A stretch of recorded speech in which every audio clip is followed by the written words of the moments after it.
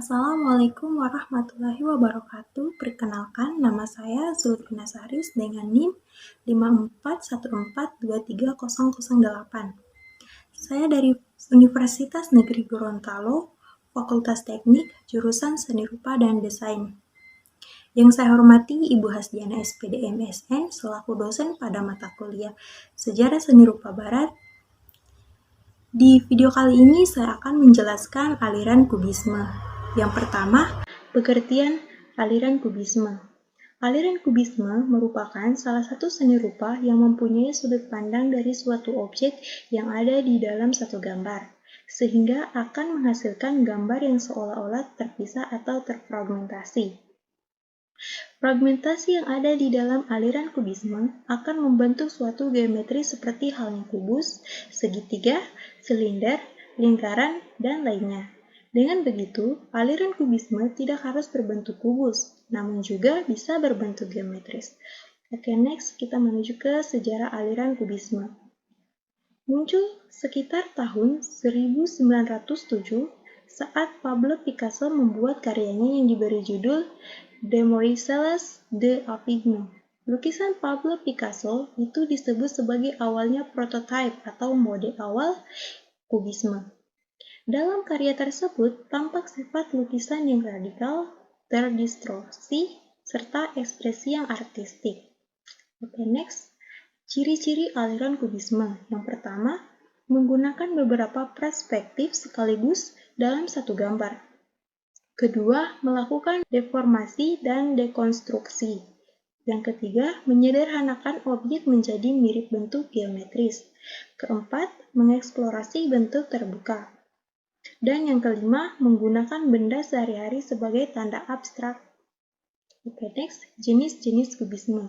Yang pertama ada kubisme Cezannian. Ini merupakan fase dari aliran kubisme yang masih secara mentah terinspirasi dari karya-karya Cezanne. Pandangan retrospektif terhadap Cezanne banyak mengilhami para seniman untuk mengambil suatu positif dari karya-karya mereka. Yang kedua ada kubisme analitik. Kubisme pada fase ini berkembang dengan cara yang cukup sistematis. Karya yang didasarkan pada observasi objek dalam konteks latar belakang dan juga eksplorasi melalui berbagai sudut pandangnya. Yang ketiga, kubisme sintesis. Di tahun 1912, Picasso dan Braque mulai mengenalkan unsur asing ke dalam komposisi mereka sendiri. Picasso menambahkan sebuah wallpaper yang mirip dengan anyaman pada karyanya yang berjudul Still Life with Care Canning tahun 1912.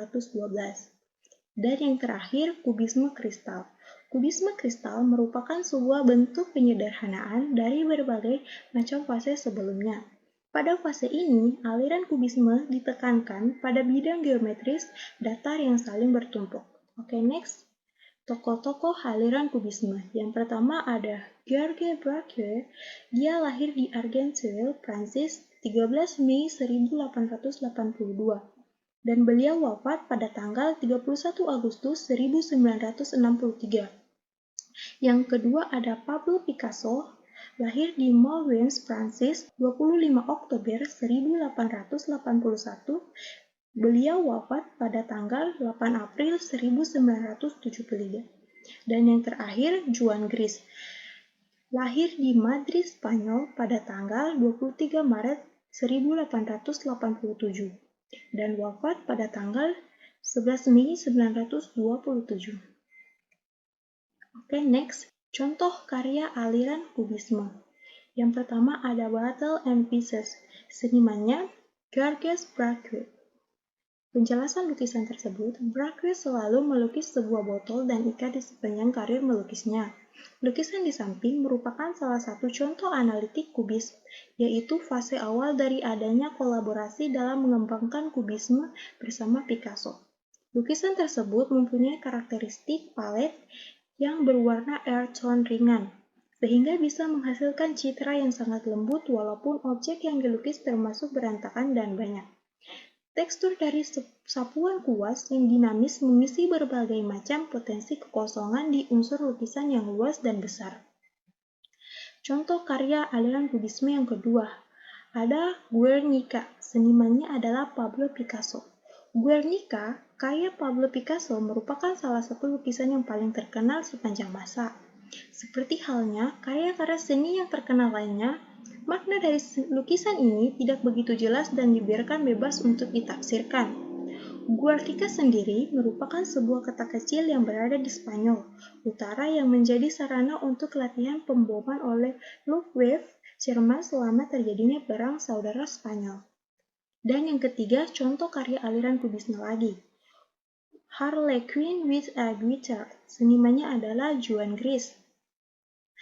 Lukisan tersebut merupakan karya favorit mentor Gris, yaitu Picasso. Harlequin merupakan sosok karakter utama di Commedia dell'arte atau teater topeng yang berasal dari Italia pada abad ke-16 dan seorang penipu yang memiliki kecenderungan untuk bertindak semaunya. Selain itu, Harlequin juga merupakan subjek yang kerap diangkat dalam bidang seni. Dari sini, latar belakangnya terlihat di mulut dan mata subjek yang seperti kartun. Oke, next, pengaruh aliran kubisme. Yang pertama, ada pengembangan seni lukis. Kubisme mengubah cara pandangan terhadap representasi objek dalam seni lukis, dengan memperkenalkan teknik fragmentasi dan representasi simulan berbagai sudut pandang dalam satu bidang. Kubisme membuka jalan bagi abstrak dan seni modern. Yang kedua, ada pengaruh pada seni patung. Kubisme juga memengaruhi seni patung, di mana para pematung mulai menggunakan bentuk-bentuk geometris dan fragmentasi dalam karya mereka. Yang ketiga, desain dan arsitektur. Kubisme memengaruhi desain dan arsitektur, terutama dalam hal penggunaan bentuk geometris dan pendekatan baru terhadap ruang dan struktur. Yang keempat, ada sastra dan puisi. Kubisme juga berdampak pada sastra dan puisi, dengan penulisan seperti Gertrude Stein mengadopsi gaya yang memecahkan, mengkonstruksi bahasa untuk menciptakan makna baru, mirip dengan cara pelukis kubis memecah bentuk visual. Yang kelima, dampak sosial dan budaya. Secara lebih luas, kubisme berkontribusi pada pergeseran budaya dari representasi realistis ke eksplorasi bentuk dan ide yang lebih abstrak. Dan yang keenam, pengaruh pada seni rupa dan desain. Dalam seni rupa dan desain grafis, kubisme memengaruhi cara seniman dan desainer melihat dan mempresentasikan objek. Gaya geometris dan abstrak kubisme dapat ditemukan dalam berbagai media, dari poster hingga ilustrasi buku. Oke, next, perbedaan aliran kubisme dengan aliran lain. Kubisme adalah salah satu aliran seni rupa yang berkembang pada awal abad ke-20 dan memiliki perbedaan yang signifikan dibanding dengan aliran seni lainnya. Yang pertama, pendiri dari tokoh utama Pablo Picasso dan Georges Braque. Ciri khasnya menggunakan bentuk-bentuk geometris, perspektif ganda, dan fragmentasi objek menjadi bentuk-bentuk dasar. Kubisme berusaha mempresentasikan objek dari berbagai sudut pandang dalam satu bidang gambar. Yang ketiga, tema. Fokus pada presentasi struktur internal dan volume dari objek sehingga kali mengabaikan warna alami dan perspektif tradisional. Dan yang keempat, menyajikan realitas yang lebih mendalam dengan cara memecahkan dan menggabungkan. Oke, sekian itulah presentasi dari saya. Mohon maaf bila ada salah kata dan saya akhiri. Wabillahi taufiq wal hidayah. Assalamualaikum warahmatullahi wabarakatuh.